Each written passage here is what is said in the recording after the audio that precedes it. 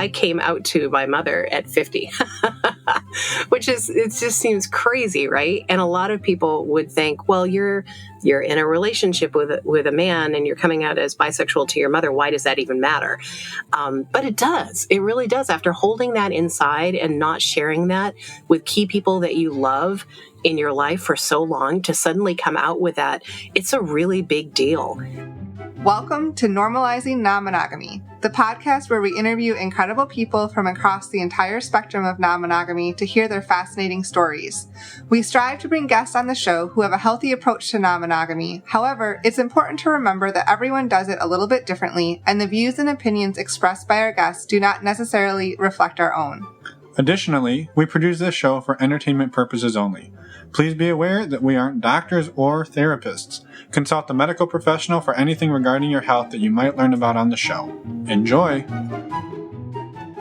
Welcome to episode 241. We're Finn and Emma, and today we have an interview with Alli and Gaylen, who live on a boat. And that's exciting, isn't it? I imagine it is. Yes, it is exciting. I wasn't ready for you to come at me with such enthusiasm. It is. It's exciting and it's amazing. And actually, that brings me to one point before we say thank you is, as you listen to this, you'll notice there's a bit of ambiance. That's because they're sitting on a boat and it's rocking back and forth and creaking and stuff is thumping. So, ambiance. Yeah. It's like talking to pirates. Right. Hopefully they appreciate that. I think they'll appreciate it very much so. Anyway, they describe themselves as being happily unmarried for 21 years, and they've gone through their own journey exploring non-monogamy throughout their relationship. Yeah, it's definitely the way they describe it is very organic. They're just sort of figuring out what works for them, and it ebbs and flows, and it's just amazing. So this conversation is a little bit longer as well. Because it covers so much amazing ground. There's some amazing stories in there about Alli's dad and just some beautiful life lessons. So we hope you enjoy it as much as we did. And again, thank you, Alli and Gaylen, for coming on and sharing your story. Yes, thank you so much. Before you fast forward our announcements piece here, we have some exciting new announcements. So don't skip ahead. We'll get through them really quick, but we just wanted to share some really exciting things that Finn and I have going on, and then we wanted to share with all of you. So, are we ready? Drum roll, drum roll. Drum roll. Drum roll, please. We are moving to the San Francisco Bay Area at the end of August because I'm going to be starting grad school. And so what this means for you? Not a whole lot, actually. The podcast isn't changing. We're going to continue with our interviews. We're going to continue with all of our virtual events and our community. However, over the next couple of months, we are going to be getting ready to move and things are going to be very hectic. So just be a little patient with us. That's really it. Yeah. We've been banking interviews for the last few weeks to get ourselves in really good shape. And we're super excited about the move.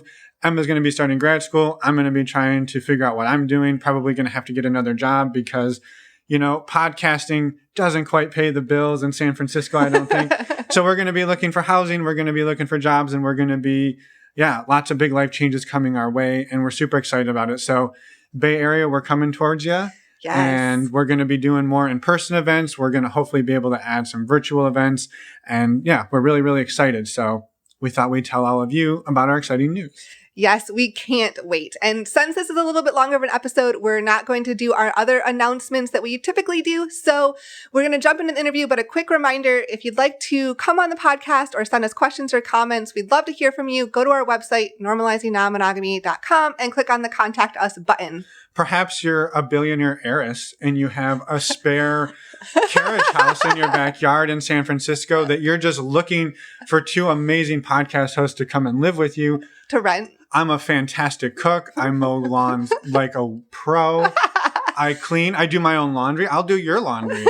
So, Just trying to sell it there. I'm just trying to say we make really good roommates. And we would love to live in your carriage house. We think we make really good roommates. Hopefully people would agree. I agree. You're a great roommate. Okay. Well, yeah, so are you. So I guess that's there good. We go. We have at least one reference for each of us. One reference for each of us. That's all we need. That's all we need. Okay, now let's go jump into this interview. Should I go, ahoy? No, we're not doing that. Okay. Welcome to the podcast, Gaylen and Allison and Gaylen, Alli and Gaylen. I don't even know what we're supposed to call you. What should we call you today? Any of that works. Yeah. Most of my close friends call me Alli. Feel free to call me Alli. Ah, cool. Close friends already. Well, welcome to the show, Alli and Gaylen. Thank you for being here. We're excited to hear more about your story in many different aspects because, well, I won't ruin it. Tell us a little bit about yourselves. So we have been living on a sailboat since October 2020. So we're going on 2 years. We were sailing for a good 15 years before that. And we just fell in love with it and the romanticism of it, the adventure of it, and decided we wanted to make this our regular way of living. And it really is its own unique lifestyle where you're traveling around and you're in a different place every few days and meeting different people. It's a very different way of living, but we absolutely love it.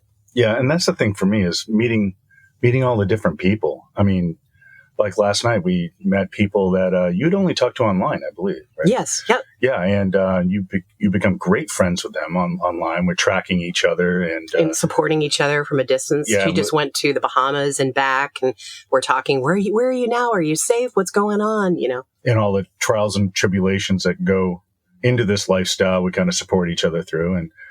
It was really neat to meet up with them. Then we met somebody else saw that we were meeting up and came over from his boat.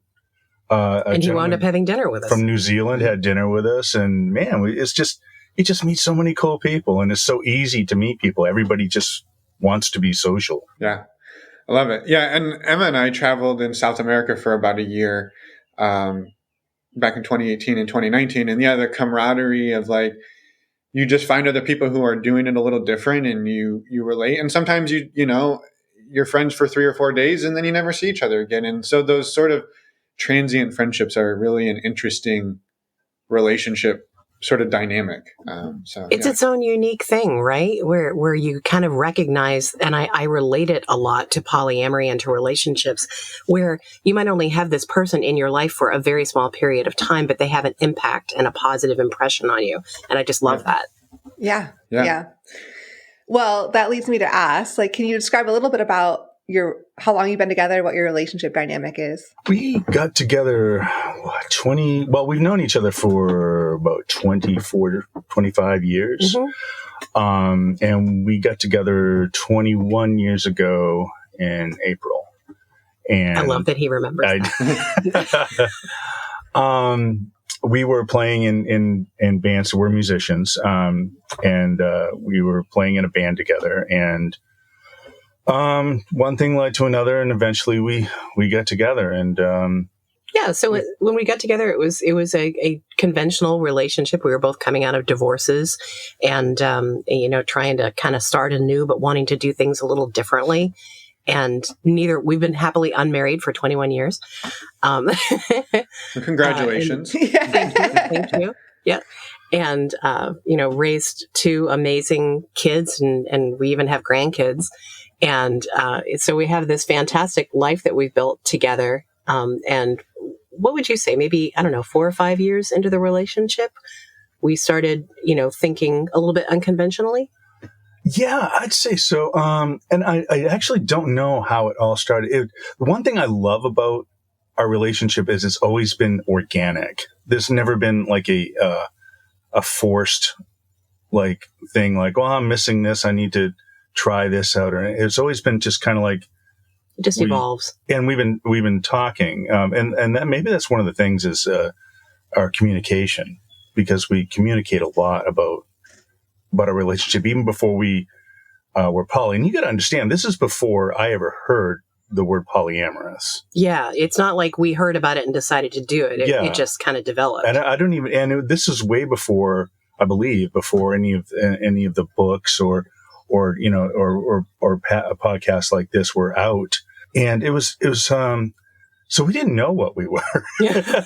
and we started exploring, I think, because of you coming out as bisexual. I think you're right. I think looking back on it, we probably we probably should have a kind of a timeline in our minds, but I love the way you put that. It's just kind of organic the way it developed. But when I was raised very conservative Christian, and in that kind of environment where you have these very set rules that you have to live by. And after I got together with Gaylen, he completely corrupted me. And over time, he allowed me to kind of expand into who I really was. And I had known for a long time that I was bisexual, but that was just something that you didn't talk about and you didn't reveal to people. And after being with him for a couple of years, I had this wonderful man sitting next to me going, well, why have you never really explored that? I mean, I don't want to keep you from exploring that. That's part of who you are. So let's talk more about that. And I think that was kind of how the whole thing started evolving. Yeah. But then it kind of turned more into a swinging lifestyle sort of thing. Briefly. Yeah. Yeah. But that didn't really fit us. And it just, and we, like I said, we just didn't know what we were. And then we would have these relationships and get these emotional attachments. And it was like, wait a minute, this is something different. We're not just going to a party and, playing around with people. This is right. And it's different. And it's not that we didn't make a few good connections in those experiences, but great connections. And some good friendships. But we realized after not very long that the piece of it that really mattered to us and that drew us in was that emotional connection with certain individuals, and that being a more ongoing thing. And so we started gravitating that direction. And we realized that was so much more meaningful and brought so much more into our lives. That's just who we are. Mm-hmm. Yeah, that makes total sense. And are you able to it sounds like the swinging chapter was a fairly brief one. Are you able to maybe talk a little bit about like how you navigated from like, Alli, you coming out to Gaylen as bi, to like going from like that leap from like, hey, I'm bisexual, to like, hey, we should actually do something about this. Like that's still a big shift to like introduce like actually doing something about that. Cause a lot of people would just never. I have to give Gaylen some serious props because I think one of the amazing things about him is that he's very assured in who he is and his masculinity and good masculinity, like supportive, just, I know who I am kind of masculinity. And I think that very early on in those conversations, he made it clear that it's okay for me to be attracted to someone else, and that doesn't have to take away from who he is and our relationship. And at first, it was extremely empowering for a person who is coming out in my 30s as bisexual to be able to say to him, wow, did you see that woman? She was so cute, and to have those conversations rather than bottling it up and being like, oh, geez, I can't say anything about that. But I'm thinking it and I'm feeling it and I'm allowing myself to feel those things more openly. I could actually say that to him and we could have a conversation about it. And that was so empowering for a person revealing themselves. So thank you for that. Oh, you're welcome. Well, and I'm curious, Gaylen, on your end, if the comments were coming, at least in those early days, like, oh, look at that hot dude that just walked by. Like, do you feel like there would have been a difference? Like if the approach hadn't been like, I'm bisexual, I'm interested in women, but like, I'm just interested in being open and exploring other relationships of any gender, would that have been I guess looking back 15 years, do you think that would have been a different reaction on your end?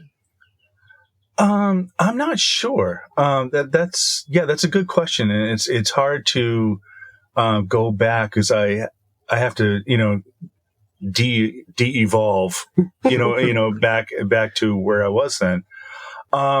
It might have been an issue. But if it was something I would work through, I would hope. But at the same time, I say that, but it's like, I knew it was heading this direction. And we even said that.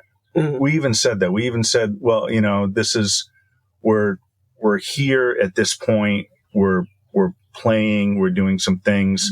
Eventually this is going to be something where we're doing more with other people kind of on our own sort of thing. And yeah, we even talked about the fact that we knew that, okay, 2 years from now, we're probably going to be a little bit more open and a little bit more accepting of different things. But this is where we are now. And let's just always keep communicating about what each other feels comfortable with. And the, I always hear people who are talking about their polyamorous relationships talk extensively about their rules. And we don't have a lot of rules, but the big one for us has always been, if it doesn't help enhance who we are as a couple, we don't do it. And that can mean a lot of different things, right? I mean, I could spend time with someone and gain valuable experience and emotions and just things that have happened, with that person, and bring it back into our relationship in a positive way. It could be lots of different things, a new friendship, whatever. But if it's something that's toxic, that somehow pulls us away from each other in any way, we end it, period. Because this right here, the two of us, is a very strong entity. And obviously, if we've been together over 20 years and we're still happy and we're living in a tiny little space and not killing each other, right? So, so we don't want to do anything to jeopardize that. That's important. Mm-hmm. Yeah. And looking back, well, thank you for commenting on that. I think that's a really powerful statement of like the way you look at and you navigate that, I guess, rule in your relationship. Or I hate the word rule. I think I know that can be so like rigid.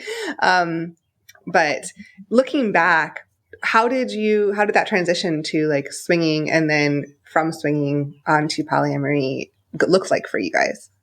So that's interesting. So I guess we have to talk about the sauna. Your boat has a sauna? That's amazing. Yes. No. But now it will. It's going to. Sometimes it feels like a sauna, or as they say up there, sauna. Yes, right. Yes. Sauna. So in Maine, we have this notorious, wonderful place that's a Finnish sauna, and it has various rooms, little sauna rooms, and one big kind of open sauna, and an indoor pool, and a gigantic hot tub in which to make hippie soup. And everybody there is naked. It's a nudist place. There's an inn. Well, they don't have to be. But they don't have to be, but it's clothing optional. Absolutely. And there's an inn, like a bed and breakfast next door. Somehow, all of these different, it's a word I'm looking people for. From different lifestyles. People from different lifestyles, all these different factions, I guess is the best word I can come up with at the moment, all coexist peacefully in this area. And it's amazing to watch. If you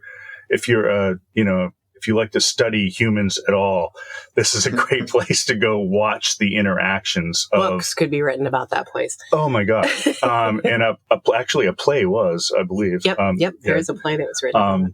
But you have folks that are true nudists, and there's nothing sexual about, the experience, and they go there because they want that experience. You have people who are every part of LGBTQIA plus, and you have swingers and people who are poly. You have everything there, and everyone's, for the most part, our experience has been people are very respectful.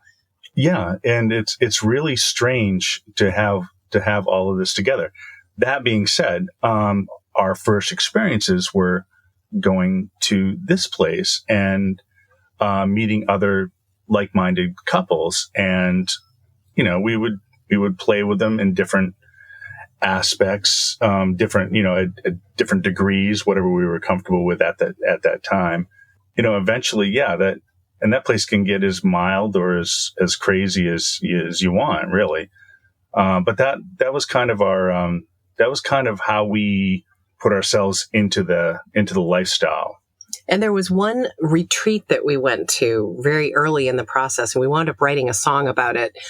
Oh man, I forgot about that. How can you forget about that? How can I forget about that? Yeah. So you remember we're songwriters. So a lot of times these experiences wind up coming out in the music that we write. And we did a band for a while called Bangtown Swingers in Maine. And it was a very popular band that was all kind of tongue-in-cheek, off-color music, a little kind of stuff. And we wrote a lot of our own music. And we wrote a song about a retreat that we went to in a hotel room. They had an entire wing of a hotel. This is where we found out that we weren't swingers. It really was. It really was. Because we were so overwhelmed and oh my God. Yeah, the song's called First Time at a Fetish Orgy. And and it was all, it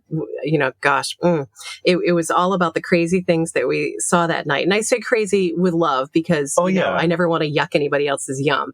But it was just a little too much for us, a little too much cosplay involved with everything and animal play and you name it. Well, not real animals, but no. People dressed up like animals, and stuff like that. And we just said, this just isn't who we are. I mean, it's awesome. Good for them. I mean, I remember applauding people being like, oh my God. Wow, this was, if I'd gone to a cabaret show and this is what I saw, I think I'd be really quite impressed. But, we can totally relate to that. Sometimes you wind up in a space where you're like, I'm so glad this space exists, but I don't fit in here. And it's not like, hey, I don't want this to be here. I want this to be here, but maybe our people are in a different space and we just have to then go find that space. But it's still an amazing experience. You have fun with it. You can write a song about it, right? You get, it enriches your life story, but you're maybe my space is a different space and there's nothing wrong with that. Exactly. Yeah, exactly. But you have to try to figure it out, right? Exactly. Right. Yeah. Well, and I'm just curious that maybe briefly to touch on that first time you're going to walk into these doors of this place, what's going on for both of you? Because one of the things that we often say to people is if you're new, just go to something, go try something. Even if all you do is just sit in the corner and watch what's happening and you talk to each other, just to expose yourself to these other people, these other ways of living.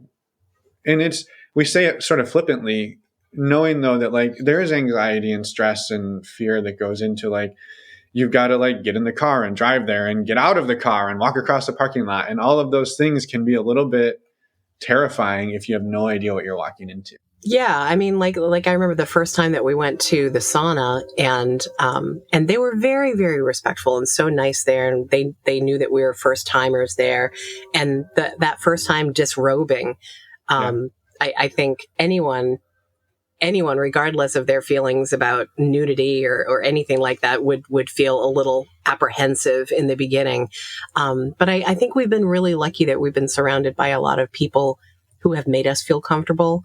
And who have gone out of their way to be this doesn't have to be a big scary thing, and just do what you feel comfortable doing, and And we're kind of comfortable in our own skin, and that makes a big difference because when we go into a place, and yes, the anxiety you described is present, but it's kind of overridden by the idea that nobody's going to make me do anything I don't want to do. That just can't happen. So I can stand here, I can turn around, I can walk out. It's not a even if it's a high pressure situation, we just say no. We can leave.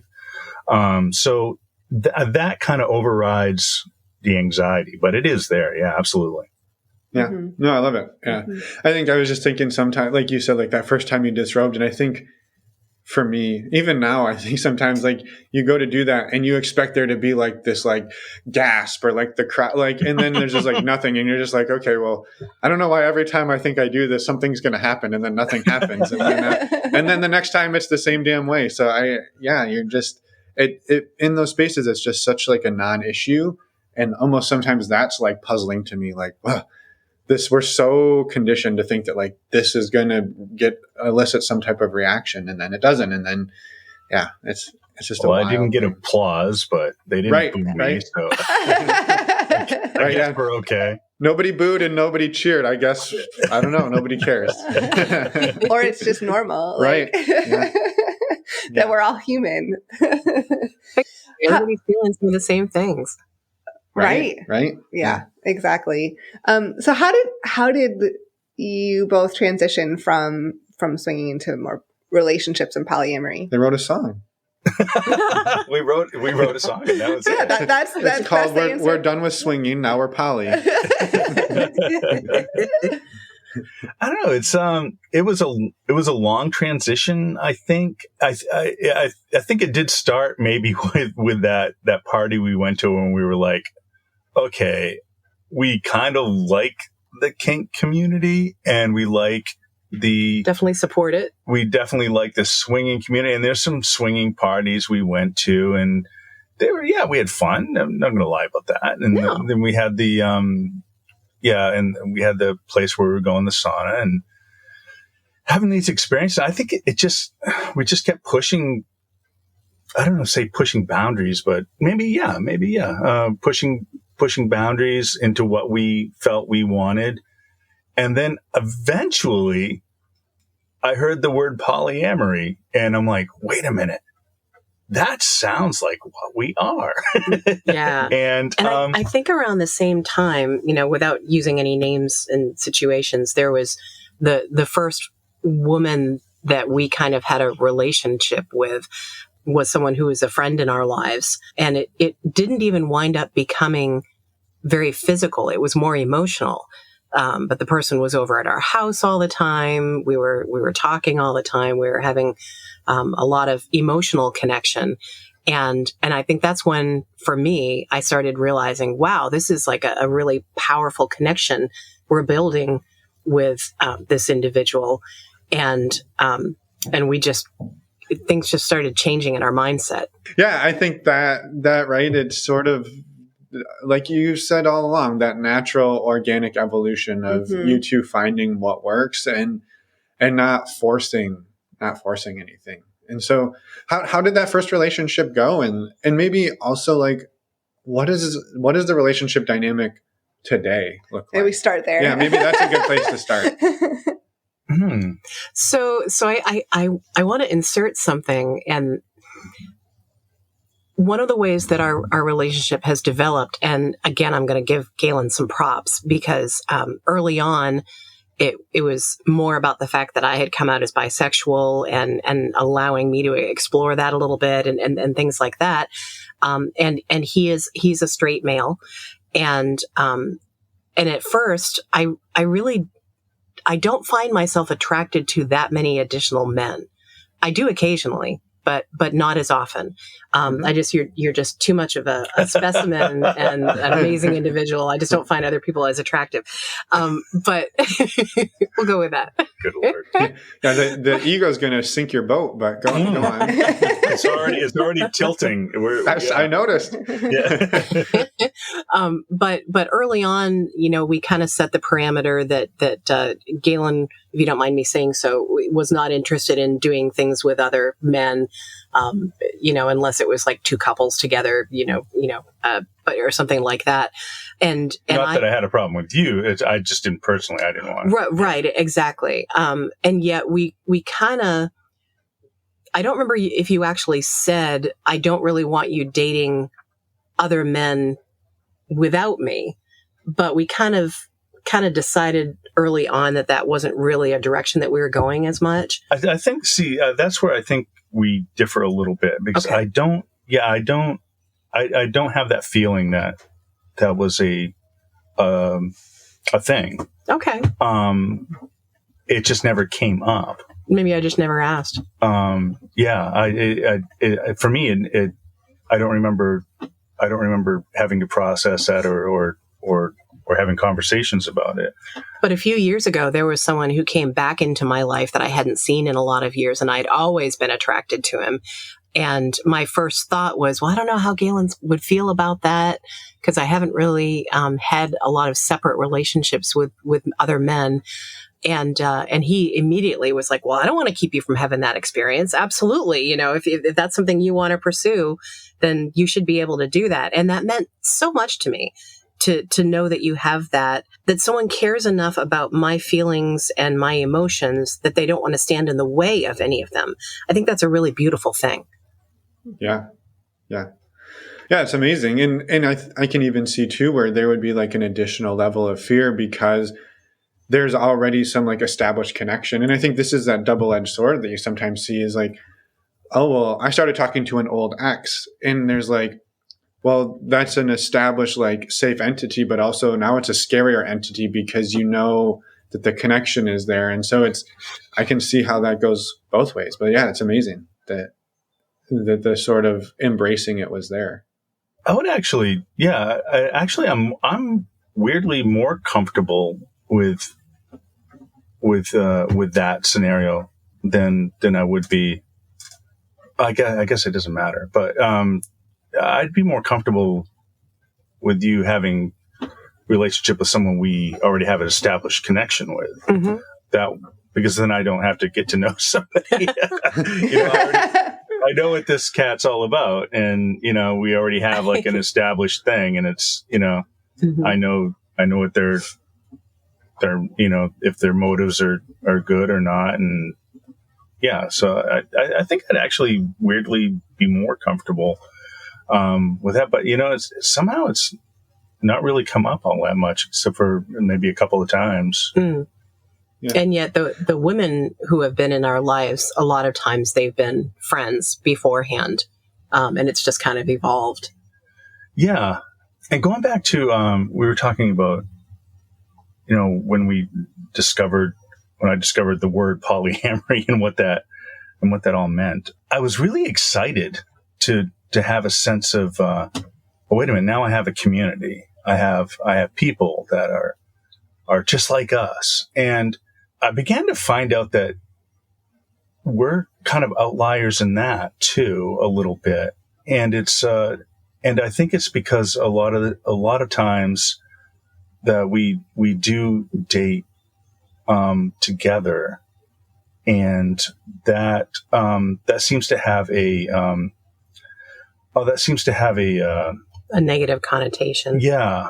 Even a predatory sort of thing. And I get it, man. I get it. You see these new people new to the lifestyle, and they're, they're out talking about, where's, looking for our third and all that stuff. But that's not how we do it. That's not who we are, but we just happen to have relationships a lot. And one of the reasons for that is we're always up in each other's business. we live in a very small space. And I think the other reason for that is I think people are attracted. I know because we've had these conversations with our lovers, and people are attracted to our relationship as much as they're attracted to us sometimes. Yeah, that's definitely not something that we ever encouraged or tried to do anything with, but what we've heard from other people that we've had relationships with is there was something kind of magnetic about the strength of our relationship that drew them in, and they kind of wanted part of that, and they felt connected to it. And I don't think that's a negative thing, I don't see how it could be. But I like you said, I totally get that. People talk about unicorn hunting and things like that. I understand why people have concerns about it from that perspective. But one of the things that's different for us is that we would never tell someone that they couldn't see other people. That I think that's a big determining line. It's more like we have someone who we have an all the time emotional relationship and once in a while physical relationship with, who lives up in Canada, and we don't get to see her all the time. And we would never in a million years say, and we're not comfortable with you seeing other people. Well, of course not, but so we do quite often have relationships together with other women. But there aren't big parameters put on it. Yeah. It's a little more casual.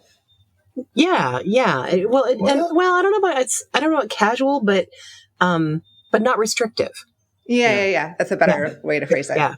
And we get the whole, couples privilege thing too. We're aware of that. And, honestly, I think as long as everybody's talking and open and aware of all the different dynamics that can happen in that type of relationship, then I think, it's manageable, Yeah, as long as everyone feels comfortable and heard and respected. Right. Yeah. Yeah, I think even just having the awareness that couples privilege is prevalent and present, right? Even if you're trying so hard not to, like, it's there, and that you have in those open lines of communication with your other partners, especially if it's not maybe another couple where, your friend or your partner up in Canada, like, she may not have another anchor to go to when things are hard. If you're those people, right, then it's like, well, my people I turn to when I'm in a hard place. And now if she's in a hard place with you, like, there's nowhere to turn, but you two can always turn to each other. And so, like, Right. there are those imbalances. And I think even just like you said, like, you're aware. And I think that alone sets you apart in that, like, dynamic. Yeah. Mm-hmm. And I think bottom line is if you truly care about someone, if you love someone that deeply, you're going to want to hear them out. You don't want them to suffer or to be in pain or emotionally, and you want to fix it. You want to help them through whatever, and if that means that they, it's better for them to not be in that relationship, then that's just the way you have to. That's the way it plays out. But I think as long as everybody's understanding that as long as everything comes from a place of love, I think that's the big thing. Yeah, love and respect. Yeah. Right. Yeah. And I just wanted to summarize a little bit, I guess, from what you both have been talking about. So from what I'm hearing, like, you started to explore swinging because you opened up about your bisexuality and went down that journey. It didn't really work out. So you started down the polyamory journey, and mostly that dynamic has looked like for you both dating other women together. It sounds like there's been a few exceptions here and there of some other relationships that may have happened, but predominantly mostly like you two dating other women. And that's kind of where you're at now. Is that true? Yeah, but at the same time, we're open to whatever. Yeah. Right. It's not like the only thing. It's where, you're open to other possibilities. There's no like we said before, there's no rules or anything. It's just, that's how, and dating together is always kind of a weird thing too, because there's always an imbalance of, like, this person is, with me, but also with you too, or you guys are together, but I'm kind of thrown in there too somehow. Yeah, like it, and it's. I don't think I've ever felt like a third wheel. I hope you have never felt that way. No. But we have had, like, I'm a little bit more connected to this person. You're a little bit more connected to that person. Maybe you guys chat a lot more than I chat with that person when we're not together and things like that. So yeah, you have those little imbalances of, you're a little closer to this individual, I'm a little closer to another one. Yep. Yeah, I think that's just life, right? Like, even if it's just a friendship, like, we don't chat with our friends at the same level, right? And so to think that some new person comes in, and even if love is involved, that all three dynamics are going to be exactly the same, like, it's not, I mean, it's pretty improbable, I would say. Maybe not impossible. I would even say that's, I think a lot of people come into the idea of polyamory with that idealist view. And then it doesn't work out, and they say, well, polyamory doesn't work. It's like, well, maybe it doesn't work for you, Or it doesn't work that way. Or it doesn't work that way. Exactly. I think one of the keys to, and I'm by no means an expert, but I think one of the keys to having a really successful poly relationship for a long time is understanding that things are going to change, things are going to grow, things are going to move around. What you want is going to move around. What your partner wants is going to move around. and being willing to move with that over time. And if you're not willing to make those adjustments, those rigid lines eventually wind up creating a lot of issues. Yeah. Yeah. And being able to communicate along the way that like, hey, something is different, right? Because it's so easy to like, you know, what's going on in your head. Like, oh, I don't want that thing anymore. And the other person doesn't have that vision into your brain. And then all of a sudden you're like, well, but you wanted this. Like, I don't want that. And you're like, well, like, I didn't know that. And so like being able, those open lines of communication, almost over communicating. Yeah. I think it's critical in there along the way. Yeah, absolutely. For us. Yeah. I think I kind of fell in love with the whole idea of, and this is so much like the cruiser community, people who live on their boats. I fell in love with the whole concept of someone comes into our lives. Maybe they're only there for a few months. Maybe they're there for a year, whatever, but someone who's there long enough to make an emotional connection with. And even if they then move on and decide, well, I'm not really feeling like I am poly or I'm committing to this monogamous relationship now going forward. I think in the beginning, you see that as a failure, right? You have a failed poly relationship with someone, but I don't really see it that way anymore. I see it more like, wow, I had 3 months with this person. We had these amazing experiences. These are the things that I learned from it. And it was part of my journey in the process. And I try very hard. And so far, I think I've succeeded to never burn those bridges. When those things do wind up ending for various reasons, I still want to be connected to those people because they brought something really unique and beautiful into my life. And I love that. Mm-hmm. Yeah, that's amazing. Yeah. And it can be so hard, right? If like, especially if maybe you're in love or it's a deep connection and all of a sudden they're like, yeah, now I need to go on to the next phase for me. And you're kind of like, I'm not ready. I want more of this. So like, I mean, good for you to be able to like navigate that. And I'm sure it's not easy, right? It's not like every time you're just like applause and send them off with a party, but like, I'm sure it's still hard, but like, yeah, it's beautiful. But and we've had 2 occasions that I can immediately think of where we really did fall in love with the person and we were very ready to take the relationship to the next level. And that person decided they were going to be monogamous. And one of them rather quickly got married and another one very quickly went into an old relationship monogamously. And it hurts. You're like, oh, I really thought this was going someplace amazing. And then all of a sudden, abruptly it ends. But I also have to respect their journey and what they're deciding and what's best for them. And if that really is what's going to make them happy, I should want that for them. And that's interesting. That brings up a whole other thing that I don't know if I've ever heard this talked about. This should be interesting. So when we have had a relationship that ended at the time, it kind of crashed and burned, and it was heartbreaking. And we were both, this is someone we were in with together, very much in love with, fully invested, very much in love with, still am. But that was interesting to deal with the breakup and heartache together. And I think we could have learned from how we did. I think we could learn from how we did that, because I don't think we communicated enough about that at the time. And I think we were just kind of like both just kind of off on our corners, Yeah, and it's I agree. And I think we both were hurting a lot. And we looking back on that, we hurt too much separately when that happened, because it was our first time really dealing with a dramatic kind of breakup situation that didn't have to go down the way it did. It was just unfortunate. She was going through some stuff at the time. I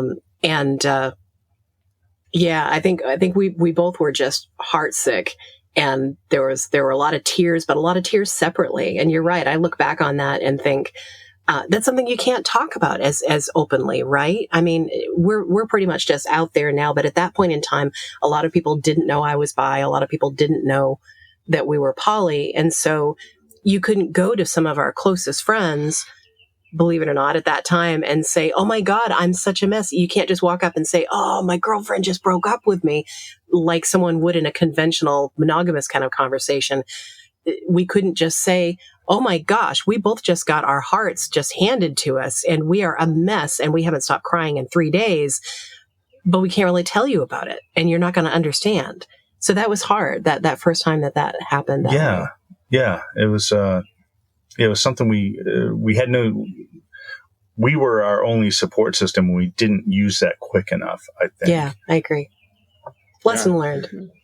No, I mean, it's such a hard thing. And I'm curious, it pulls up a question around, because we've been in the poly world now, sort of doing a polyamorous relationship for like 18 months or so. And we've gone through times where one or both of us are really hurting. And something that comes up for me, and I think you've expressed it sort of comes up sometimes, is like, we're still in a relationship, yet we're both sad about another relationship, or one of us is sad about another relationship. And it's so easy to be like, well, what are you sad about that for? Like, I'm still here. Why am I not enough to make you happy? And then you have to look and go, well, shit, I'm sad. And I'm still happy with Emma, but like, I'm sad about this other thing. And then to be able to like get rid of your ego and say like, I can't be everything.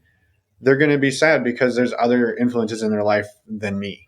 But the first time you come up against that, and even the 10th time you come up against that, it can still be like, it's a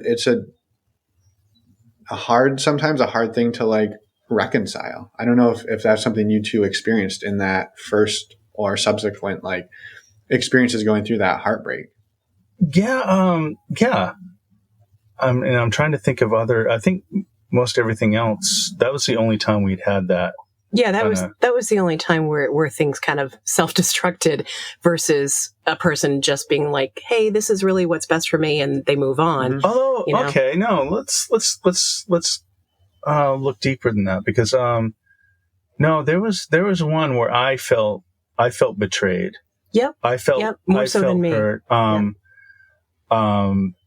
I felt actually used for this person to have this, go back to a continual toxic monogamous relationship that was just obviously just bad, in my opinion. And I just felt like, oh, what were we? Why, what did we mean in this? And I felt hurt by it, but you less so. Yeah, I think that was, I know the situation that you're talking about. And I think that was one of those turning points for me where I started recognizing okay, sometimes these folks are going to come into our lives and they're going to, like I mentioned before, it's like you're going to have this amazing experience with them and then things change, and that's okay. I mean, I would have preferred that she not go back into what seemed like a very toxic relationship because I wanted her to be happy.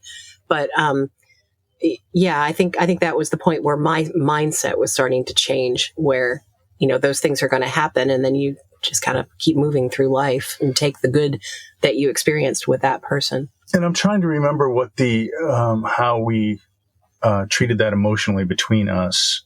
I remember expressing that. And I think I expressed it more as anger than I did.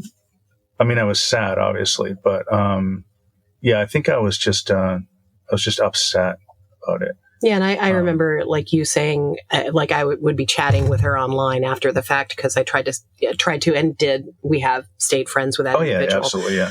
And I remember him saying things like, "Why are you talking to her so much?" Because in his mind, he felt used and betrayed and hurt. And here I was chatting with her online, where I was trying to ease my hurt by still staying connected to her to some degree and trying to be supportive. And in the back of my mind, probably thinking this is probably going to destruct on her. And I'm not sure if we want to put ourselves in the position of picking up the pieces afterward, but I don't want to totally close that door because I care about her, Yeah. Yeah, I totally get that. And I'll just say too, like, I understand like on an intellectual level that like, there are ways and days that Emma's going to be sad, and no matter how happy I am, other people are sad around me. I think it's definitely that I don't expect that, but some days for me, it is still emotionally hard when you're like, I'm happy. I just want everyone to be happy, and I don't want to deal with other people being sad. And I know that's unrealistic. That's not an actual way to move through the world. But I think it is jarring the first time you go through that, and to recognize that it's because of love or feelings for another person versus just like, something happened in her day and now she's upset. And now it's something happened in her day and she's upset, but that thing was another person, that was other relationships. And it's just a new level for me. And it's taken some adjusting to. So and I yet, wasn't if you trying to think project it on you. No. Well, and yet, if you think about it, why is that any different than if Emma had a best friend and all of a sudden that best friend had lied to her or stolen something from her or, said some horrible things about her around town or whatever. And Emma was feeling betrayed and hurt because that friend had emotionally hurt her. Why is it any different? I recognize there's relationships and such, but so one of your closest friends is an awesome guy named Rich, and if Rich had done something that really hurt you, but it had nothing to do with polyamory or a relationship, I would still want to be there for him, and I would want to help him through that process of hurt, right? So, but I think we're so conditioned to kind of silo those feelings into these compartments because, well, that's her relationship with him or his relationship with him or whatever the case may be. But it just comes down to the person that you love is hurting and you want to be there for them. Yeah. And I think that's my problem is I want to be there to the point of like, well, I can just fix it because I'm me, I'm your spouse. So like, don't worry about your best friend. Don't worry about this other person. Like, you've got me. You don't need anything else. And that's just not reality. And so it's not like an abandoning of like, oh, I don't care. I don't want to help you. It's like, I should be able to, and you shouldn't even be sad because I'm here. And like, it's just not realistic. And so it has been a mental adjustment for me. But that's I think that might be the engineer in you. Yeah. You think I've got a problem? I'm going to fix this. I see a problem. I can fix it. This is fixed. It's done. And it's like, no, you didn't do anything. You just, right. No, you made it worse. Oh yeah, I did make it worse. You're right. Yeah. Yeah. You're like, yeah, you do make it worse. No, that's not. I wasn't. It's recorded now. You can't undo it. No.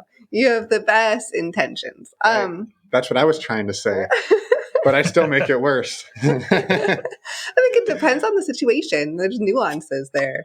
But I wanted to just change the subject a little bit, unless you had more comments there. No, please change the subject. You had mentioned that you are pretty open with your family and friends about who you two are and your relationship structure. I guess, could you expand a little bit on that and where you're at with that and how that journey has been? Yeah, it's definitely been harder for me. I think Gaylen was ready to be just out there to whomever years and years ago, but I kind of held us back a little bit in that regard. And that's mostly just because of my upbringing, which was, very conservative.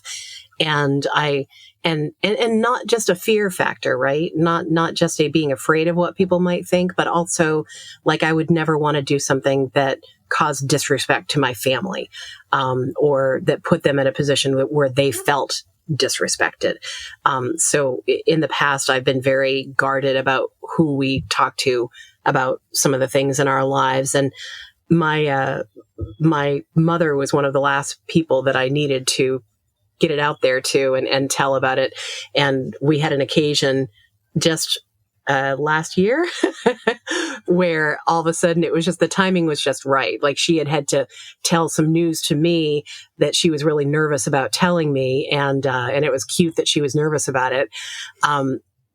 And I said, you know what? This is my opening right now. This is my only chance to, like, she can't be mad at me right now if I tell her this right now. And sure enough, we shared the information, and there was no big dramatic, oh my God, I can't believe you're doing this or something like that. It was just, okay, this is who you are. And in fact, with the bisexuality, she wasn't that surprised. Thought I might have ended up with my best friend in high school eventually. So, so who knew? And so, you have, and that was an interesting experience too, was coming. So we're both 51, and I came out to my mother at 50, which is, it just seems crazy, right? And a lot of people would think, well, you're in a relationship with a man and you're coming out as bisexual to your mother. Why does that even matter? But it does. It really does. After holding that inside and not sharing that with key people that you love in your life for so long, to suddenly come out with that, it's a really big deal. And we've got a very good friend who came out as gay, male that I've been close friends with for 30 something years. And he came out a couple of years ago, and we watched that process among all of our friends. Yeah, that was great. That was incredible. Yeah, it was a friend of ours who is an actor and performer. And we were in the middle of doing a huge theater production at the time. And we were at an after party at one of the local bars. And it was packed. And it was just jam-packed. And he had said to me, I think I'm ready to tell people. We had known for a while that he was gay. And he said, I think I'm ready. I think I'm ready to share this with people. And we watched him go from cast member to cast member all around the bar and share this. And you'd have this moment of this earnest conversation between two people that we're looking at from a distance, and then lots of hugs. And we watched that transition for almost an hour. And what an amazing experience. It's just to watch. little pods of and we didn't know he was doing it, but it became apparent, I just happened to look over, and I saw I saw a couple, people he was talking to, kind of, the women put their hands up like, to their face and be like, oh, and then give a big, and I'm like, he's coming out to everybody. He's coming out to everybody right now. Oh my gosh. Watch, let's look at this. Wow. And he went from, a little pod, you know how people gather in little pods in a bar, and he just went from like table to table, from pod to pod, talking and the same, reaction. And occasionally wiping tears and stuff like that. And people would walk by and they'd be like wiping tears off their faces and things like that. And it was just, because it was a big deal for him to come. And he was like around maybe 52, 53. Yeah. At the time. And this big life-changing event for him, and to finally come out. It was just an amazing experience to watch that. And I thought about that a lot when I was having the conversation with my mother, who was really the last holdout of, I'm scared that this person might find out, right? That kind of feeling. And so it was very nice to have that out of the way. And in the weeks that followed, I was amazed at how much of a weight came off of me.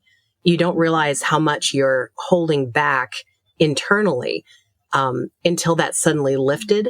And you can say, at this point, there's going to be someone who listens to this podcast that we're doing right now with you folks, who doesn't know that I'm bi and that we're poly. And they might be shocked by it. And I'm okay with that, because the people that really matter in my life know and support me. So that's a weird place to suddenly be at for the first time in my life in this last year of, I'm okay with that. I'm all right. Yeah, it's amazing. And I think too, the thing that happens somewhat, maybe even subconsciously, of you're constantly policing everything you say to everybody, because what if and this happens to us all the time, like somebody will say something and we'll think of a story that's happened to us, and then we'd be like, how can we tell that story without divulging something that we don't want to divulge? And so we were, especially with our closest family and our friends, we were constantly telling like variations of a thing that's happened to us without ever really getting into it. And then it's like surface level, because we can't share like, oh, why we were there, or who these people were, or the real thing that happened. We can give like the punchline and nothing else. And when you get rid of that, everything just gets deeper. Exactly. And we're even doing that right now. And this is why one of the first things that drew me towards you folks was the normalization of the whole thing. Even right now, we're being kind of cryptic about who we're talking about. The people who know. Well, that's about just being respectful to folks. It's being respectful, but because not all of those individuals are out to everyone. That's the thing, man. What if it wasn't like that? Mm. What if we could just be completely open all the time and talk, because this would be completely normal. Well, I guess we wouldn't be having a podcast about it if it was, you know what I mean? Yeah. Yeah. But it's wild to think about. Like, that's the hope, right? That's the hope that we get there. Totally. I would love to see a world where, where it's polyamory isn't just like this weird, it's not even secret anymore, but it's kind of like this. It's not fringe. At least it's out, though. At least it's out. It's out there, even though it's turned into like its own kind of subculture. At least where we come from, it's kind of its own little. Yeah, one of the things that kind of put us off in the early days of realizing that we were poly and that label existed was we met with a few couples, like to have drinks, or you come across people and say, hey, let's get to know each other a little bit, and we'd have these conversations that were so rigid, where people are like, well, I'm these terminologies and we follow these rules, and again, I don't ever want to yuck anybody else's yum if that's what they're really into.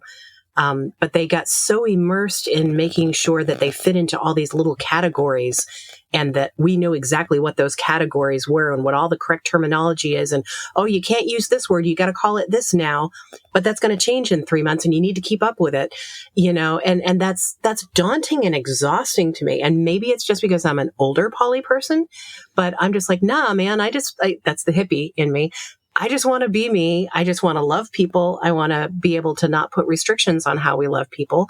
I want other people to have that freedom, but I don't need to put a whole bunch of special labels on it and make sure that I fit into the right categories from this book. I just need to be me. And if everyone's happy and feels loved and respected, to me, that's good. Yeah. Yeah. Mm-hmm. Mm-hmm. Yeah. And the other thing that people seem to do a lot that I just don't, and I don't want to. The whole calendar thing. Like, I just can't grab my head around. I suppose if you have like 20 partners, you gotta have a spreadsheet, right? No, I don't. Well, that speaks less about a criticism of polyamory and more how it fits in our lifestyle. Right.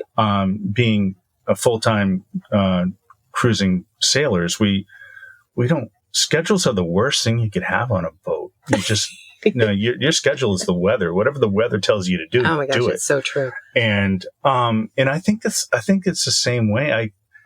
I didn't do this to have like a calendar. There's things we got to do. We got to work here. We got to play there, whatever. But to be that rigid and tied to a schedule like that would just drive me nuts. It's not why. And I really like the idea. So yeah, what if we had like 20 different partners between the two of us? And man, I don't care. Come over. You know what I mean? Harry, come on over. It's a potluck. Bring food. That's all I care. Just bring your own food. That's it, to share. Bring food and the occasional rum. That's really. Actually, it's a great idea. It's a good way to get food and rum. Now you're thinking. Yeah, now I'm thinking. That's the pirate in you. Yeah. I love it. Well, I'm curious on and thank you both for like everything you've shared so far, and especially like Alli, with you talking about like coming out to your mom and like how important that is, at 51, because it would have been so easy to just wait out another 20, 30 years. You don't ever have to talk about it. You're not married, but you're in a long-term relationship, in a heteronormative relationship. Like, nobody needs to know, but like the power of people knowing is amazing. So good on you for that. And thank you for sharing it with us. Yeah. I have regrets too. I mean, my father passed away in 2019 and he was such an interesting guy and such an influence on our relationship and so special to us. And I never came out to him, and I regret that I didn't. At the same time, I know he wouldn't have cared. I couldn't think of someone who would, he would care deeply. He would care because I cared. Yeah, he would not have judged you if there was any one person. Yeah, it'd be him that would just be like, yeah. I have all these interesting parallels in my life and in our life that I think about, like the poly part of things and the music part of things, and not to categorize, but my dad's influence carries into so much of that. He was in that same super conservative environment, growing up, and he raised me in that environment. But over time, he kind of pulled away from that. Still very much considered himself a Christian and a God-fearing man.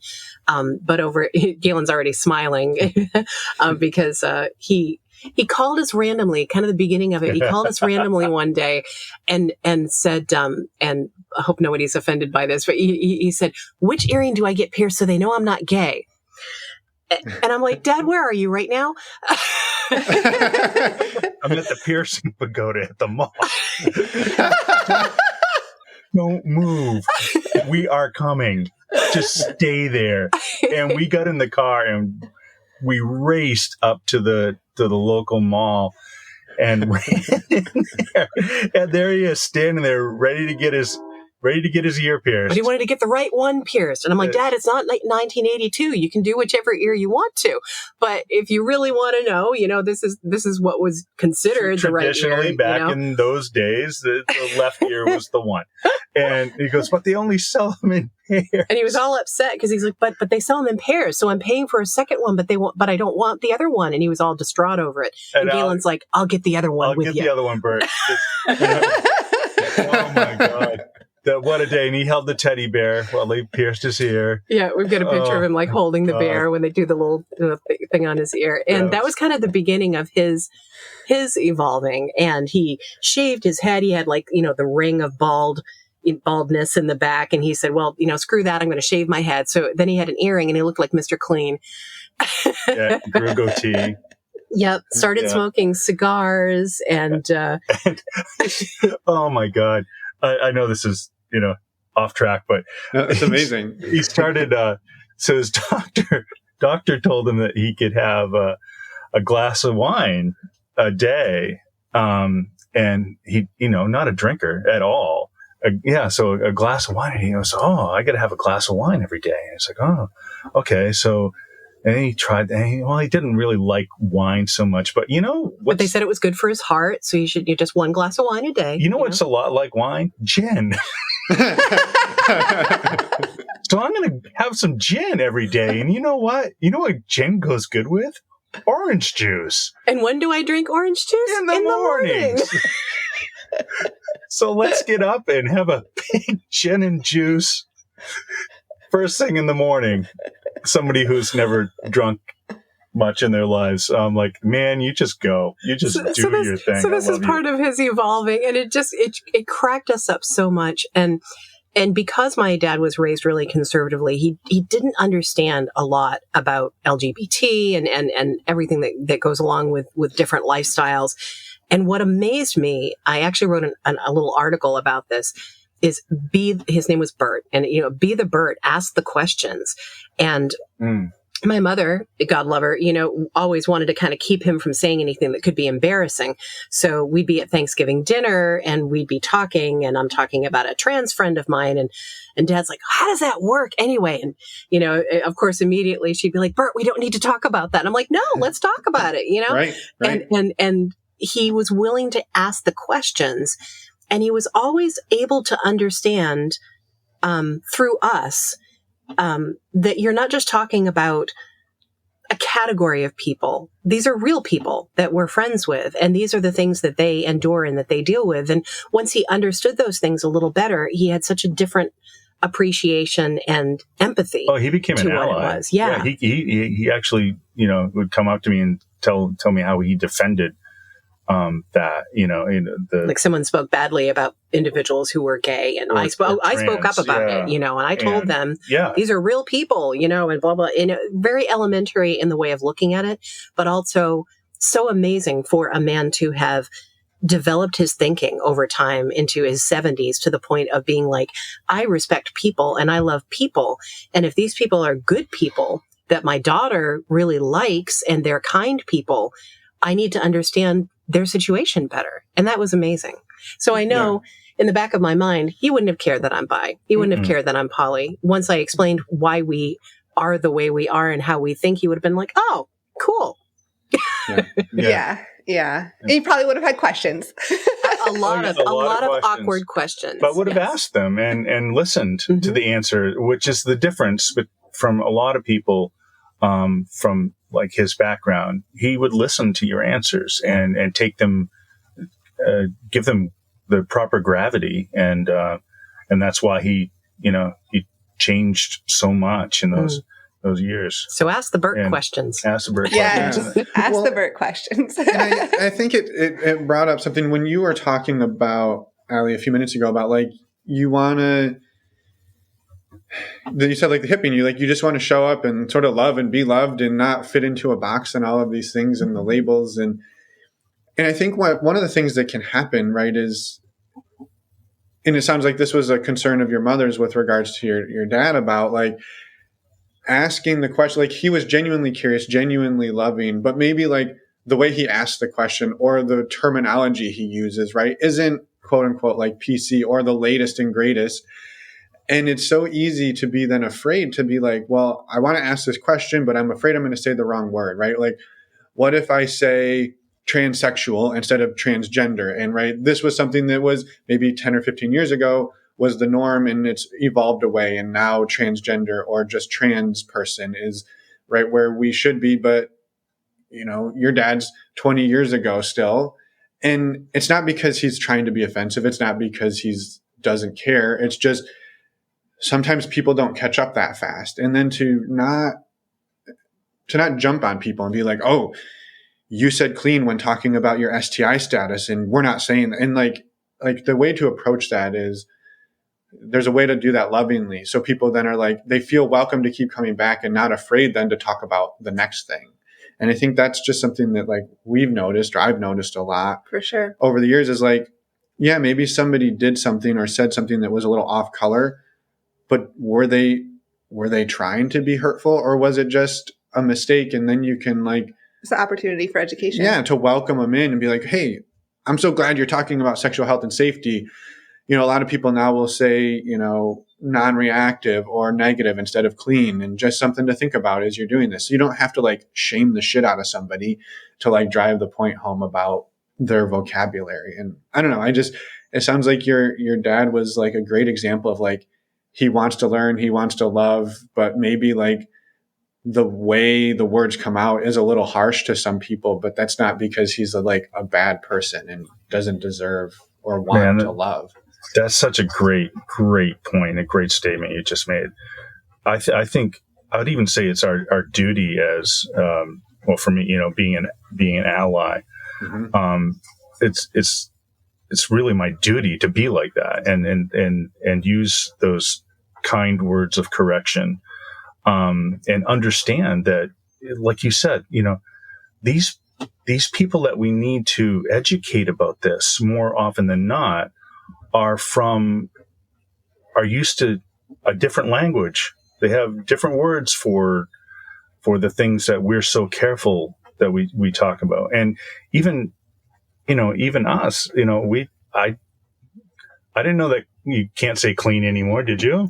No, we've been living in a box or a boat. How dare you? How could you not?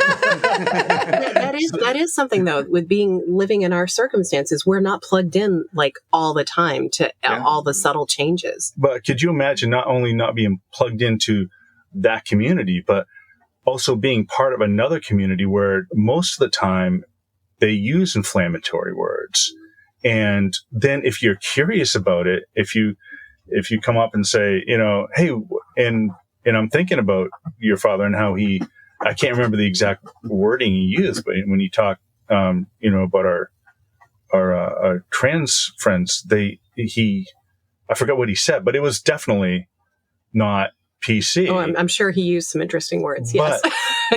And it was almost like he wanted to start a conversation that was, that wanted to affirm his beliefs, really. And then when we started talking about it, like I said, he turned into an ally. Yeah. Like almost within a few days of, after having that upbringing like that, and then just being able to, turn like that. Well, and this is a man, not to just dwell on my father, but I think talking about him has brought up some interesting points for us. Yeah. this is a man where I went to college out in Chicago. He was raised in Louisiana, and 98% of his interactions with individuals who are Black or African American were negative growing up. Mm-hmm. And he had very firm values in that regard, that being in Maine, very different than growing up in Louisiana, I did not have those same values. Mm-hmm. And went out to Chicago, and, percentage wise, I don't know, maybe 25, 30% of my closest friends were, Latina, or they were, Black or something, something that wasn't me. And he came out, and I had this amazing singing partner named Richard. Man was 400 pounds and had just had the voice of an angel. His voice would just fill a room. It was amazing. And I had talked about Richard and how special he was to me, and how we were doing all these really great things creatively, musically. And my dad was a little uncomfortable that I was spending so much time with a Black man. And he was a little bit older than me too. So he was just really uncomfortable with this. And then my dad came out and visited and met Richard and fell right in love with the man. And just said, this is just the biggest teddy bear of love that I have ever met in my entire life. And when you hear him sing Amazing Grace at the top of his lungs, you just cry because it's so beautiful. And my dad just fell right in love with Richard just the way I did. And it completely changed his view. Again, it was breaking down those barriers of, I've been taught to think this, but wait, here's an exception to that rule. And so maybe I've been wrong about all this other stuff. And when we can change our thinking like that and realize, I've always thought this, but is this right? And is this the only thing out there, or should I be learning about these other things? When you open yourself up to that, it's amazing the things that can come into your life that are positive. Yeah. Yeah. I love that. And I want to say too, thank you for what you said a minute ago, Gaylen, of I didn't know we couldn't say this. Right. And I think first of all, being able to say that and admit that is amazing. And then I think it just proves the point even further. We've been talking to you for over an hour.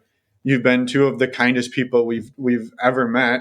And so if you were to come to us and say well, we're clean, it's so easy to be ugh, not these people. They're so out of tune and blah, blah, blah. Right. But it's no, how about you get to know the people and look beyond the one word you heard that landed hard. Right. You don't have to just let's look past that at who these people are, what their intentions are. Well, it can open up a conversation. Yeah. That's you're missing if you just shut it down and say oh, I just don't want to deal with this person or this person's not worth my time. Well, you just missed a really big opportunity for a conversation that could lead to a lot more, and who knows what. Yeah. So thank you.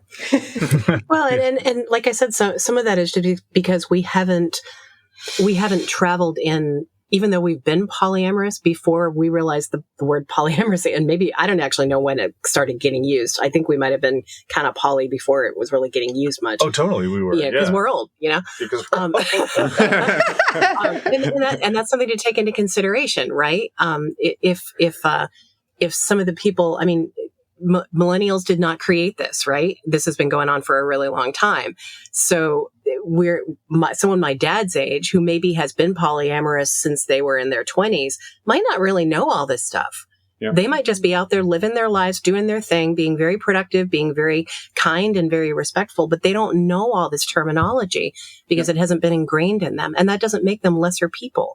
Right. That just means they haven't been exposed to it. Yeah, that's the thing to remember is this is not new.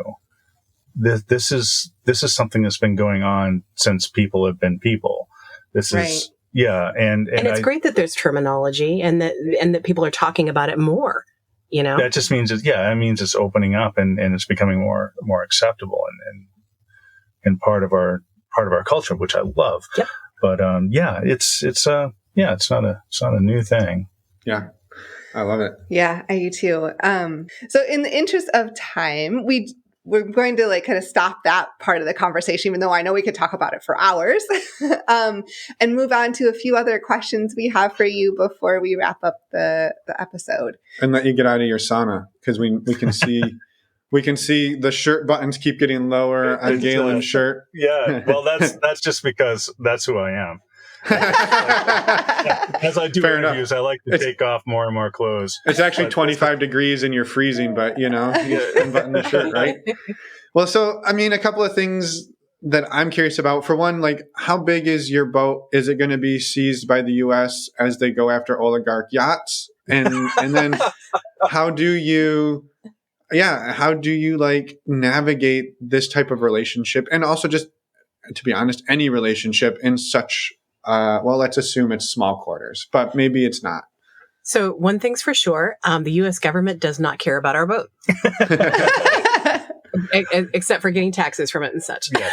Yeah. We have a 37-foot Endeavor sloop, which is a typical cruising boat size. 35 to 42 foot range is a great size for cruising couples and singles, because it's small enough to get into the places that you want to go have fun in. It's also small enough so it doesn't cost a lot of money. As far as like maintenance. I mean, it does, but it's nothing. As you go up in size, like you get into the 50, 60 foot range, the pricing, the maintenance cost exponentially. Parts are more expensive. Yeah. Everything. It's just it's a very popular size. Let's see, for people not familiar with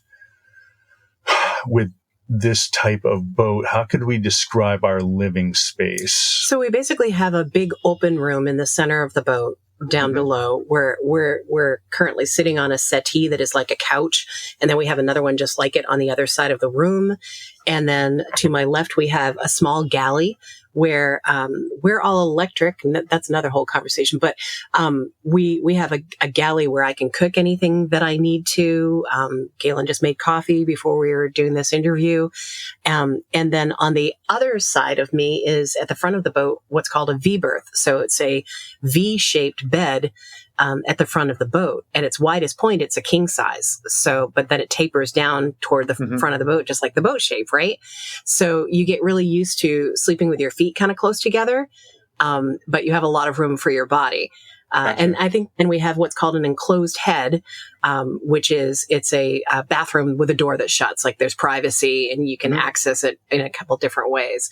So it's a pretty nice setup. And we also have a quarter berth where someone could come and visit, and two people who are a little smaller who really like each other could sleep there, or one person could spread out and be really comfortable.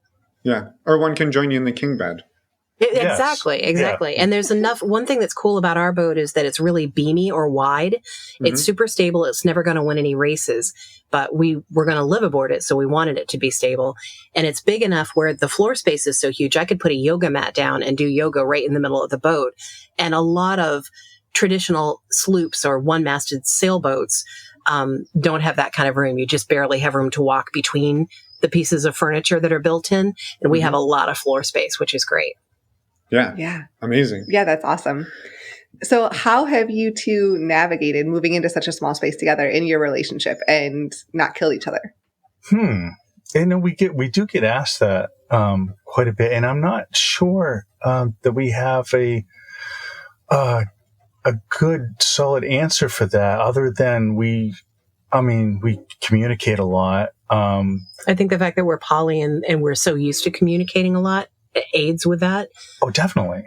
So we're able to have those more delicate conversations of, you keep leaving this here and it's really frustrating me because it makes extra work for me. So can you maybe do that a little differently? And another couple might not have that kind of a conversation. They just might get irritated for months. Yeah. And it's not that it's been a challenge. He said, looking at her, hoping that she agreed. Absolutely.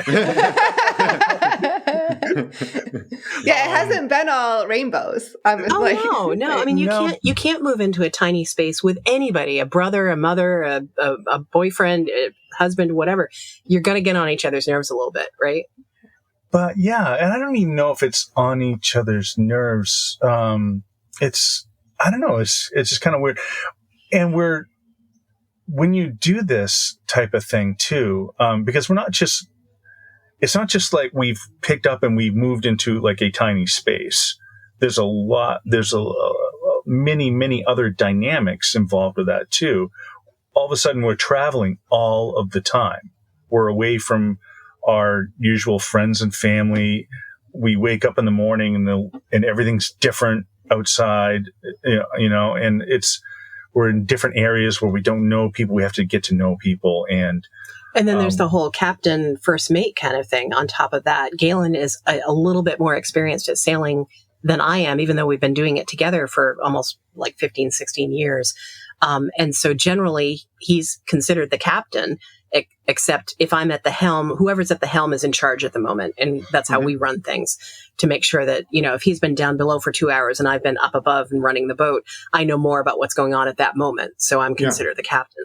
But overall, he is in charge when it comes to the boat and how it operates. And that creates another dynamic in our relationship that we've had to work through to make sure that I feel comfortable that orders are getting followed when they're said, because that can be a safety issue.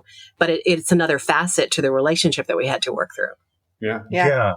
And one of the big things that if you talk to more cruising couples and sailing couples, anchoring is always the big relationship killer. So a lot of people buy these headsets so that if one person is at the front of the boat and the other person is at the helm, at the back, at the wheel, if there's a lot of wind, you can't hear each other well. Mm-hmm. And they buy headsets so that they can talk and hear each other well. And they call them marriage savers. And I don't know if they actually work at that, because I've seen instances where it hasn't saved anything. We just yell back and forth to each other. We have a few hand signals.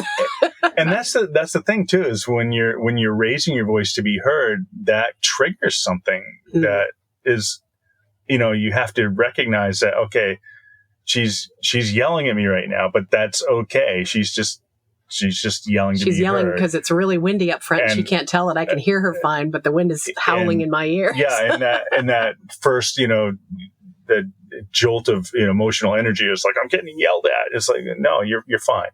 You're being yelled to. Getting yelled to. Yeah. So it's but what I want to say in that is we're really good at anchoring. I'm going to say that right now, which is good. And everybody should be. So we when we're doing it though, we have a very well thought out routine, and it works for us. But that is kind of like how everything else goes on the boat too. We just kind of look to each other and see what the other person needs, and we talk about it. So I don't know where I was going with that. I'm not sure either, but we are awfully good at anchoring. We are good at anchoring. That's really what I wanted to talk about, is anchoring. That was really the core of the question. And that's why we wanted to bring you on the show today. the anchoring podcast. But I will go off of what you said and say there are just so many things like that, like the fact that we can wake up in the middle of the night with an anchor alarm going off, and all of a sudden our boat is potentially moving and we have to deal with all of those things. There are all these. Sailing goes from 0 to 60 in no time. It's like you could have the most beautiful day and the sun is shining and you're sipping your cocktail and you're like hearing jazz in the background. And then 2 seconds later, you're like, we're going to die, So there's a whole emotional dynamic that goes along with dealing with all of that. Because it can turn sour very quickly with a big squall coming up, or a big thunderstorm that comes out of nowhere, or a boat that's suddenly careening towards you. We had a pirate ship last week that lost its engine in the middle of the anchorage and was coming toward us with no control. With full, the guys that were in full costume. Full costume. None of them knew. Oh my God. They tried to put the anchor down. They couldn't put the anchor down. They didn't even try to put up a sail, which I don't understand. I don't think they know how. I don't think they knew how either. And but their engine wasn't working. Good. They looked great. They looked great fabulous. Hair. Really great hair. And after getting rescued at the last second by a guy tiny in a speedboat. Yeah, a little speedboat. They got taken to a mooring ball, and they got on the mooring ball, And then they're all sitting there, and it was so weird. They were all in like these separate parts of the boat, just sitting there. Then one guy lights off a can, and it's like, there, I pirated. And I was like, okay, you go, boys. That's great. Wow.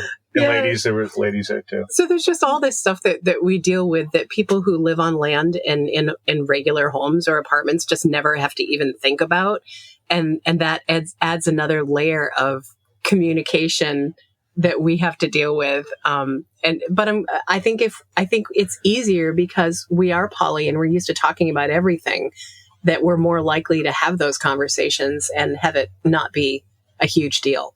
Yeah. And I think that's what I was talking about, the dynamics and all the different things that go into play that, and if you haven't noticed by now, I just kind of take everything. I don't compartmentalize much. I just kind of like everything all at once. And learning about ourselves plays a lot into that too. I've learned a lot about myself, and that just seems like such a hippie thing to say when I say it out loud, but it's true. I've learned, wouldn't you say? Oh yeah. Yeah. There's just been like once you let go of like, this is who I am, and this is my rigid life. And you say, okay, I'm just going to live life the way I want to right now. Once you do that, lots of weird shit starts happening. And you're just like, man, like, why am I like this? I don't have to be that way. I can do what I want. And then you learn the consequences of that. And then, you know what I mean? You just, and I've learned so much about, just going back and reflecting on my behaviors and being like, man, well, why was I like that? And why do I do this? Why do I have this reaction? And that plays into our relationship. That plays into like so many things. But yeah, I think one of the big things has been me learning weird little things about myself. And about each other. I mean, you wouldn't have thought after we moved onto the boat after we'd been together almost 20 years. And you'd think at that point, there's no mystery, right? I mean, and we were good friends and playing in a band together for 3 years before that. So, I mean, what else is there possibly to learn about each other at this point? Oh my God. There's so much stuff that I learned after we got on the boat about how he thinks and how he processes information, and realizing that if I change the way I ask questions, sometimes it makes so much more sense to him and he can process it better. And it's amazing. It's absolutely amazing, the things that we've learned because we've been in such tight quarters and witnessing everything that other person is doing pretty much 24/7. It's not something that you normally get when you're living on land in a bigger space and you have jobs and you're going different directions all the time. It's been a really cool part of the journey, learning more about you. Yeah, same. Wow. I think I love the revelations that happen, let's say partly in part because of sailing, right? Like that, just what you said there, like if I realized that if I ask a question differently, maybe Gaylen interprets it better or different, or like I've asked this question 1,000 times and every time it's a fight, and I asked it differently and it wasn't a fight. Like, well, we learned something new today. And like, that's, I don't know. To be still having those revelations 15 to 20 years into a relationship is awesome. Well, it's like a perfect example is I've over the years asked a lot of questions where I was saying something like, do you think we should go to shore this afternoon? That sort of a question can be kind of irritating to him, but I didn't realize that until we moved onto the boat. And it was, like you said, it was starting a disagreement. And he'd be like, if you want to go to shore, just say you want to go to shore. And I'm like, well, no, I wanted to know what you wanted to do. But he was perceiving it partially because of, even at this point, past relationships being a little manipulative. He was seeing that a little bit more like I was driving it a certain direction for self-gain. Yeah, I didn't realize how much I was getting triggered by things like that and why. But yeah, manipulation in not just romantic relationships, but also parental and business and friends. A lot of gaslighting, and yeah, some deep triggers there that I've had to kind of recognize and work through. And instead of saying something like, do you want to do this? Instead of saying it like that, maybe saying, hey, I'm thinking about maybe it might be cool to go to shore this afternoon. If we went to shore, would you rather do it at like 1 or 3? and then he processes that completely differently, then it's more like, oh, well, yeah, I do kind of want to go to shore. Would I rather do it now or then later? It's just a different way of approaching it, but it makes a huge difference in whether or not he reacts to it in a negatively or a positive way.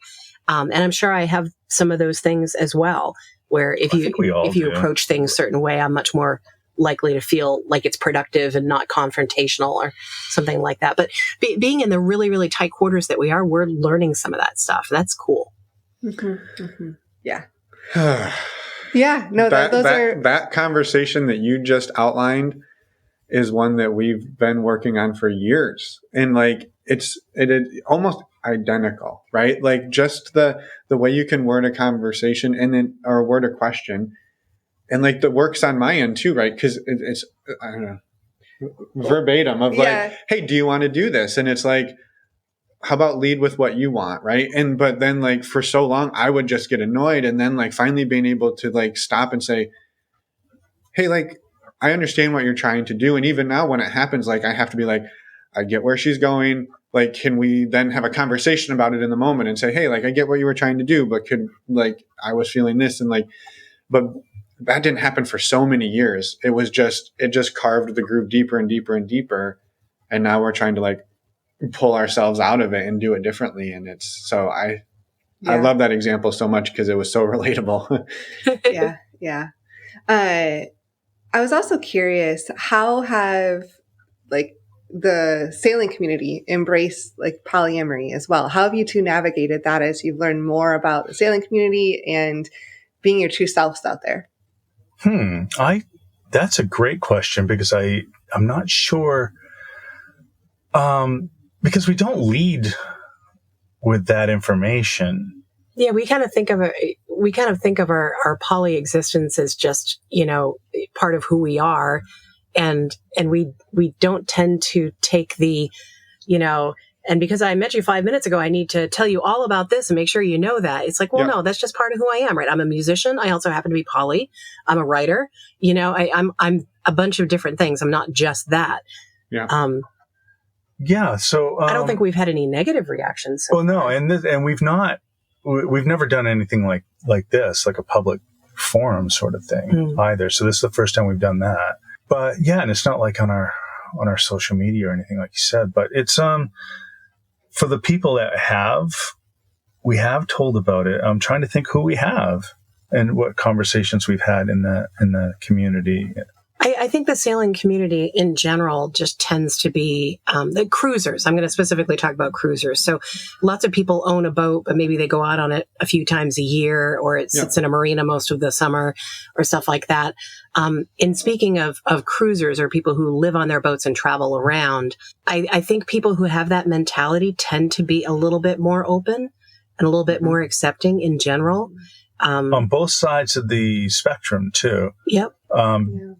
They might not, I'm just thinking like political things. Totally. There's been like, we've definitely had conversations with, somebody would be like, well, I, think this, that, and the other thing, and be like, you're not for me. And they'd be like, okay, good. And, you move on, because nobody is like, I'm not going to see this guy again. And forever. And it doesn't matter. And we're enjoying a glass of rum. I don't need to make it a huge political discussion when we disagree. Who cares? Whatever, move on. Whereas, do you like music? Great. Yeah. Whereas on land, that would turn into this big argument and people getting all bent out of shape. And it's just kind of like, I don't agree with that. Okay. All right. No problem. And then you just know who you're friends with and who you want to, and maybe you're still friends with them. It doesn't, it doesn't have to be a big thing. But it's so I don't know, maybe we test that out.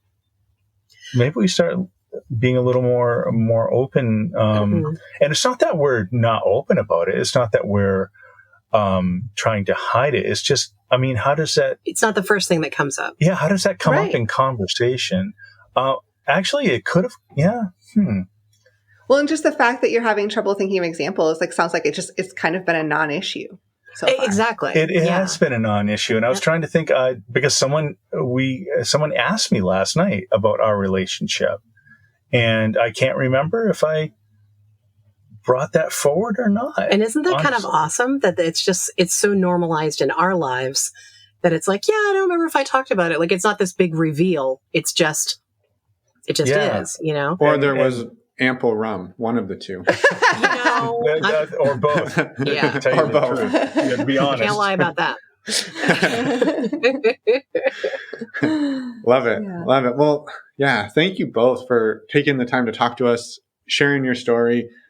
And I mean, the vulnerability and everything you've shared today has been amazing. And I will say the conversation about Bert, your father, amazing. Oh, so I know. Thank you for that, for going down that path with us. When I kept feeling bad, like we would get into the topic and I'm like, I'm going to move on to the next thing. But wait, there's so much more richness here and I don't want to move on. But we've talked about this for a while. So I guess that's a sign of a really fantastic conversation when you want to keep talking. And so thank you both for everything.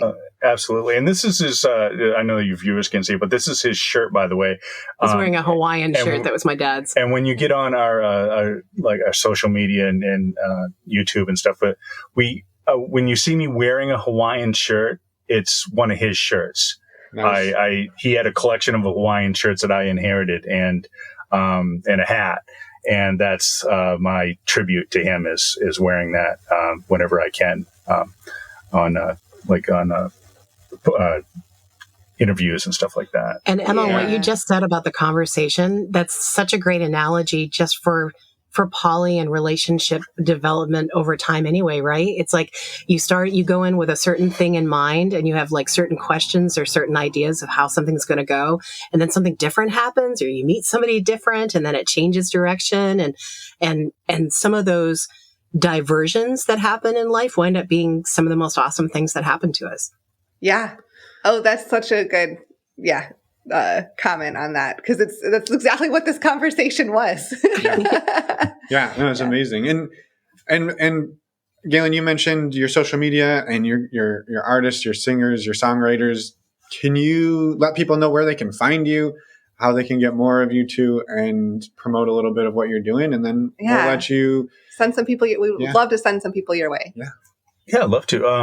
Sailbums on Instagram and Facebook, and sailbumsmusic.com. It's kind of our hub on the web that you can access all this stuff from. Our Patreon pages on there too. And YouTube is under Sailbums as well. Yep. Sailbums, so SAILBUMS. Like beach bums, only sail bums. Exactly. Yeah. Yep. There will be links in our show notes to all of your stuff, so people don't have to write that down, and they don't even have to remember it. So. Yes.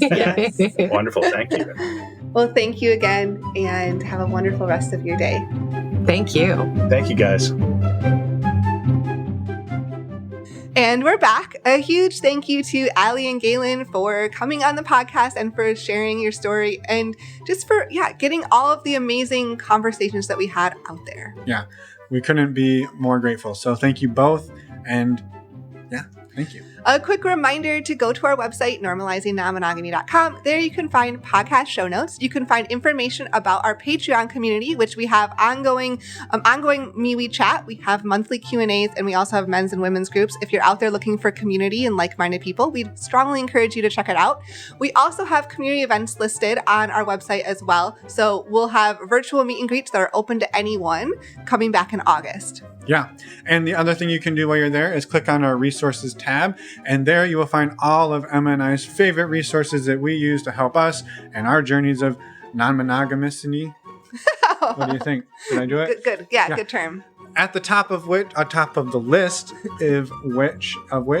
top of the list. We got this. Keep going. At one of our favorites, what I'm trying to say is, one of our favorites is STDcheck.com. This is a service that we have used for years to get tested for STIs. We absolutely love it. It's affordable, it's easy, it's fast. It's about $130 for a 10-panel test. When you use the links on our show notes, you save $10 and you help support the show financially. So a huge thank you in advance, not only for supporting the show, but for being awesome sexual health advocates. Yes. I think that is all we have until next week. Next week, we have a regular and scheduled interview with Serena. So next Wednesday, come back and listen to that. It's amazing. And I think with that, is that it? Thanks for hanging in here. This has been a long episode. this is where all the rock stars shine. The people who've been on here for 2 hours, they've got nothing better to do. They're probably sitting in their car, dreading going into the office. Still listening. So now Emma and I are going to do a medley of shanty. Oh no, they don't want to hear us sing. That's valid. That No. Can confirm. We'll let you go. So thank you. Bye everyone. Thanks for listening.